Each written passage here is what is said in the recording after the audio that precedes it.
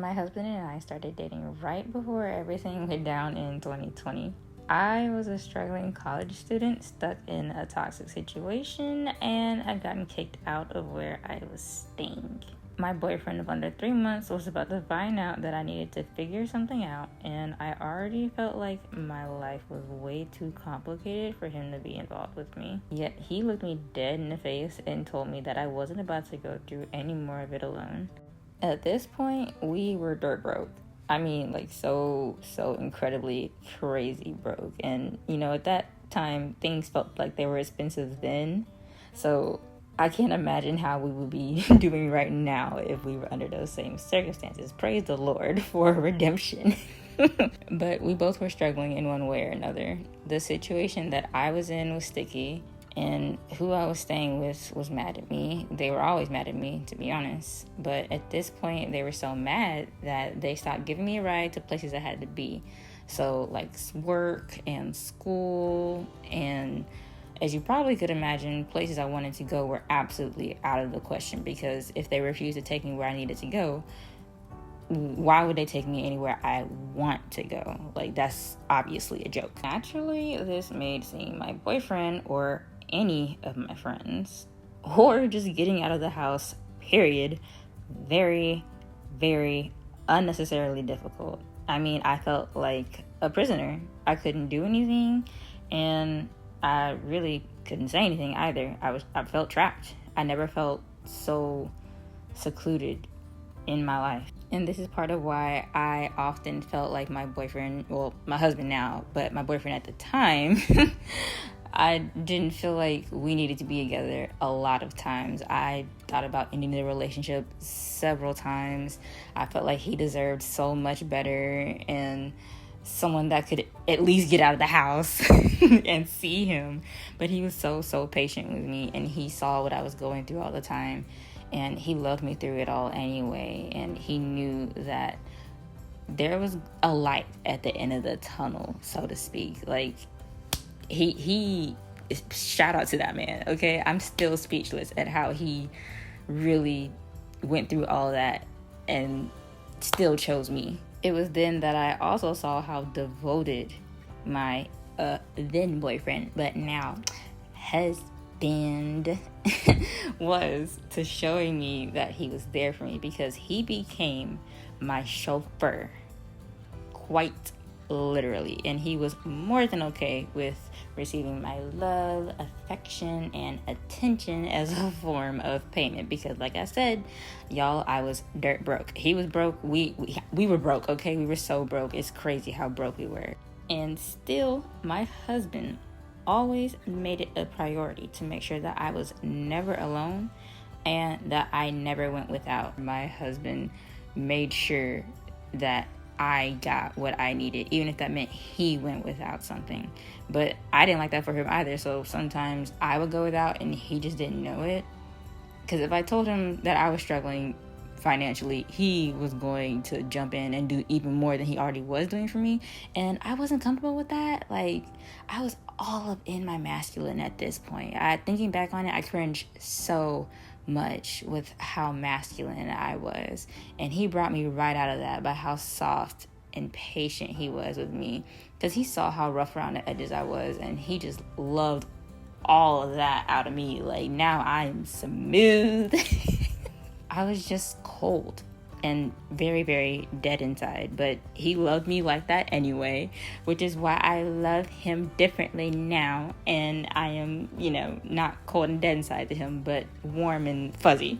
This man was so loyal to me that when the time came and I needed to get out of the place that I was staying, I resorted to staying in a Motel 6. And he decided to stay in the motel with me. Now, at this time, we didn't want to live together. We had already made plans to at least wait till I graduated college, because I was in the radiology program and I was about to be a radiologist. And I was so excited to be that rad tech and work my way up in the program and do all the things. And, there were just all these plans that I had for my life, as well as he did for his. And we wanted to do all of those things before we did anything like that, coming together and living together. But there was no way that I could eat, have a place to sleep, or even get to my job without him. Because like I said, this man was chauffeuring me around. And if I needed something, he would get it for me. Because let's be honest, as I said, I'm emphasizing so much overtly that we were dirt broke, okay? Like, I was working at HEB at this time, and a lot of people think that Texas, at least if you live in Texas, you know that HEB is known for paying their employees pretty well, but it really just varies on what you are doing to receive that quote-unquote good pay. What also was a huge factor at this time was it was 2020, okay? To my knowledge, you can't say what happened in 2020 on YouTube very much, but we all know what happened. We were all stuck inside, and a lot of things were going on. People were getting laid off, and I don't think anybody was getting laid off at HEB, at least at mine, but I know for a fact a lot of hours were cut, that some people just quit. Now, we were quote-unquote essential workers, but we definitely didn't feel essential, okay? We were running around HEB, wiping things down, sanitizing stuff, and handing out gloves and masks to people, and making sure people didn't pack more than 2 packs of chicken or get more than 3 things of toilet paper and whatnot. Like, we weren't even doing our actual jobs, a lot of us, because if we were in like the food service, me, for example, I was in the deli most of the time. I very rarely did anything outside of the deli. And the food service people, workers, employees, whatever you want to call us, we did not get to do our jobs that were part of our job description during this time because of, the circumstances. So we were all doing stuff that we didn't even really need to be doing, but they were just trying to give us jobs so that we would not leave. And it was crazy. It was the craziest time to be getting kicked out of the house I was staying in, and then have to drop out of college and now be living with my boyfriend. And it was very devastating to have to even drop out of college because I was so passionate about it. I was so excited about it, and then boom, this stuff happens where I'm staying at with these people, and I was stuck. I was so stuck. So we roughed it out for some months. The McDonald's across the street got really familiar with our faces, and a Jack in the Box across the way did too. And if I'm being very honest, I wasted a lot of time trying to drown my sorrows, and it was at that time that I started using alcohol to cope. Now, I would love to deep dive on my relationship with alcohol now, at least, not right this second, but one day, because I've already gone on one tangent. I don't need to go on another. But I definitely turned to alcohol around this time, and I have watched people in my life misuse alcohol, and I have this weird relationship with alcohol now to where I can use it in a healthy way, drink it in a healthy way, to where I'm not doing it so I can not feel anything and blacking out every other time that I drink. It was a very horrible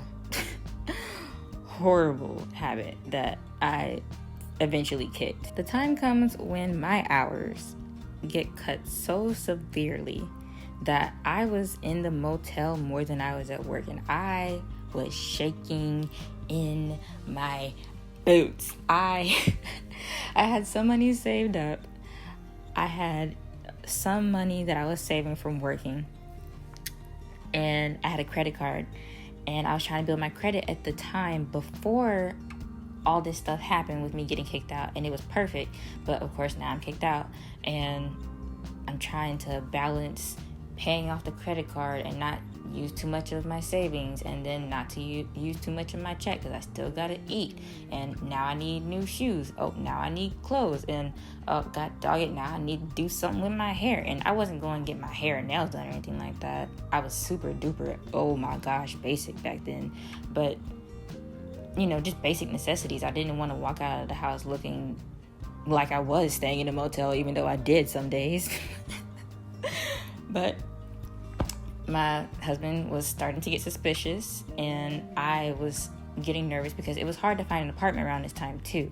It was already hard because of, everything else going on, but then my funds were low, his funds were low, and every apartment that I would find in my price range was getting snatched up, or it was just getting renovated, and then the price would go up because it had now gotten renovated. But I finally found this very rinky-dink apartment in the hood that my husband could not stand. To this day, he still couldn't. If I bring it up, he can't stand that place. But it does hold a special place in his heart, just as much as it does mine. But I was more than ready to get out of that hotel, and he wanted to get me out of there. So we move into this questionable apartment in this questionable neighborhood, and we were so stinking happy, y'all. If you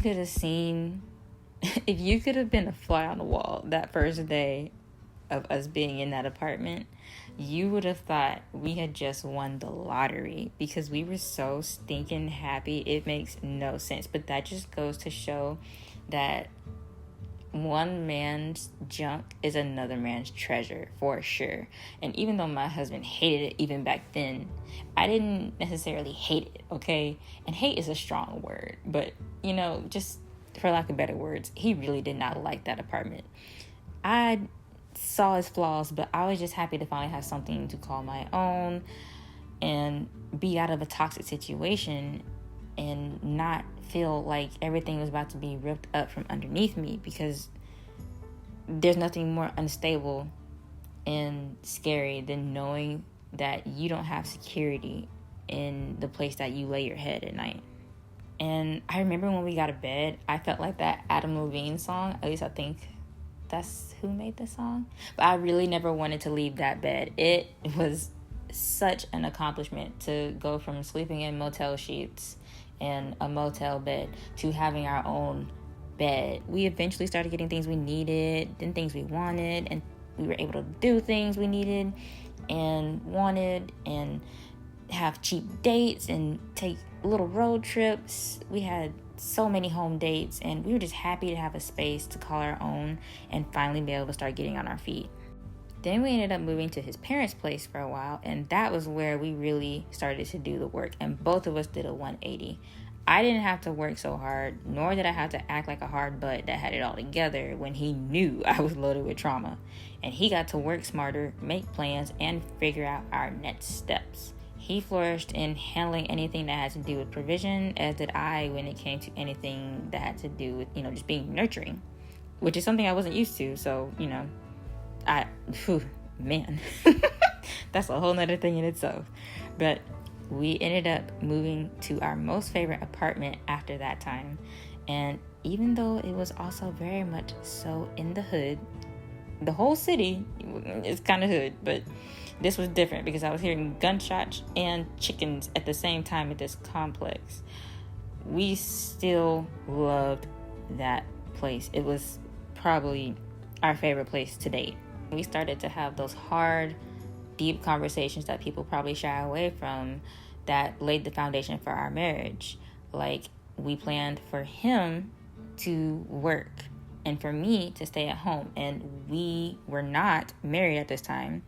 Okay? I want to emphasize that we were not married yet. And I don't recommend that. You start living together, boyfriend and girlfriend, and, you be that stay-at-home girlfriend.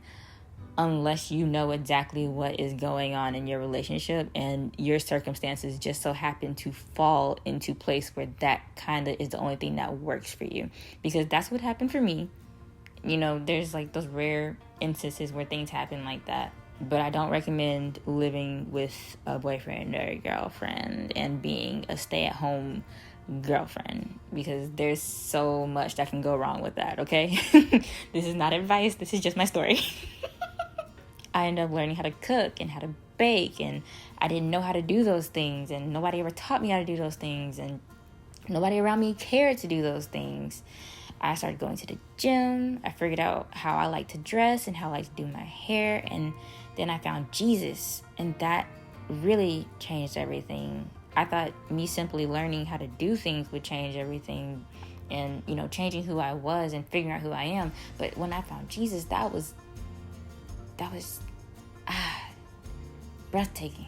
My husband already believed in God, but I didn't. And I know for a fact he did not know that I didn't believe in God. And before we met, I didn't have any faith. I didn't believe in God.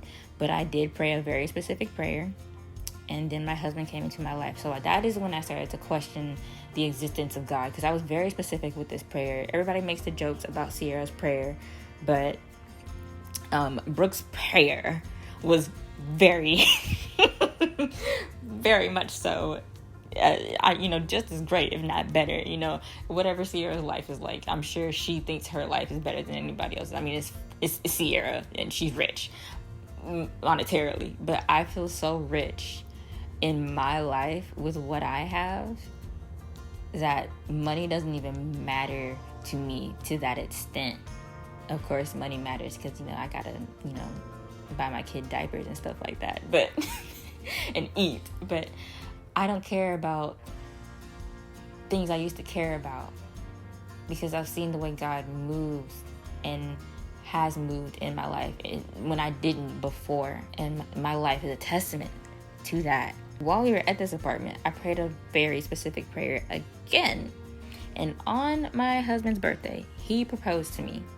A few months later, we got married, and we ended up moving to the outskirts of town, where I did not hear gunshots anymore. Chickens were not as common, but I did hear chickens. It was a whole lot safer. And that is where I really got to hone in on my craft of making our house a home. Fast forward to now, and I wake up still trying to wrap my head around the fact that the little human next to me wakes me up to kisses and calls me mama. And the bigger human on the other side of me snores oh so loudly till he gets up and calls me his wife. I'm truly living in a chapter of our story that I thought was just going to be a distant memory tinged with desire. Some of the things that we are doing now are things that we used to talk about when we would sit in my husband's car and just talk for hours on end. And I used to feel like it was empty promises, empty words. We're just talking, because you do that when you meet somebody and you fall in love. You just talk. But this man has shown me time and time again that he's about action, and he's made so much happen. Then once we let God into our lives, even more has happened. I can't imagine where we would be right now if we did not let God into our lives. I can't imagine where we would be right now if we didn't even simply make the changes that we did when we started staying with his parents. Because the people we were before we started staying there, we weren't bad people, but we didn't have our priorities in order the way that we probably should have, because we were just dating and we didn't care what happened with our relationship. It was just like, okay, we're just figuring it out. But once we went to his parents' house is when we really just hit that switch, and that's when everything started coming together for us. I've never seen a man come through the way my husband has come through. So to end things off, at this point in our life, we really don't do a lot. We are homebodies, we're newlyweds, we're new parents, and we're still soaking it all in, but we do more now than we ever have been able to, and that's good enough for us. We don't need a lot. We just needed to be on our feet, and here we are on our feet, finally making it, feeling like we're doing something with our lives, and actually doing something with our lives. And I truly can't wait to see what the Lord has in store for us, because he has made a believer out of me, okay? Like, you can't tell me God isn't real, and you can't tell me what my God can't do. I thank you for listening to my little story, and I'm very proud of it now. I was very ashamed at one point because, you don't really want to tell people you've lived in a motel, but the more I started to tell people after I got out of that season in my life, it was easier to talk about, as well as come to terms with, as well as the fact that now I'm finally over the trauma of me being with those people, dealing with those people that I was dealing with. And I have come out on top from my trauma, for sure. Like, now I can talk about it. I felt like I couldn't talk about it until I could speak about it without so much hate in my heart. I just feel free, and that's how I get to live my life now. Thank you again for listening to me ramble on about how I got it out the mud with my husband. If you like this video, please leave a like and drop a comment about something in the comments section. I would love to hear from you. Thank you for tuning into another one of my videos, and I can't wait to see what it is that we're going to get into next. Maybe I'll be baking, maybe I'll just be showing you, a peek in my week, or maybe I'll be talking about my life. Ooh, I'm being summoned. Thanks for watching.